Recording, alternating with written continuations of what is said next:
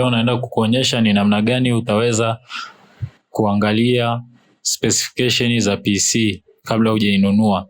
Unaweza kuangalia specification hizi mwenyewe tu unapoenda kununua PC dukani.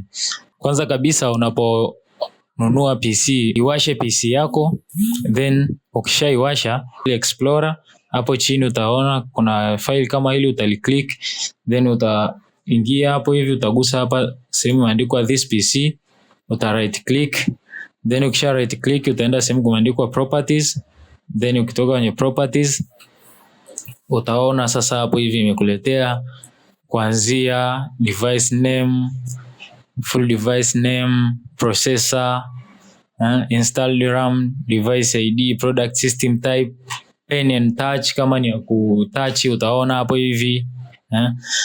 Lakini pia chini kabisa utaona edition ya window, then version ya window, utaona imepigwa window tarehe ngapi, utaona hapo juu. Utaona processor, generation. Ukitaka kujua storage sasa ya PC yako, disk 500, utaingia hapa hivi kwenye this PC, uta left click. Sasa zile uli right click, sasa uta left click mara moja, uta click mara moja. Ukisha click mara moja hivi, utakuja hapa hivi, utakuta kama imefanywa partition, utakuta ina disk 2. Utaangalia hii storage ya mwisho huko hivi, hii GB free of hizi 343,585. Ukishaona hivi, maana yake ukijumlisha hapo hivi utajua kabisa storage ya PC yako ni kiasi gani. Thank you, like, share, subscribe kama umejifunza, kama umefurahi.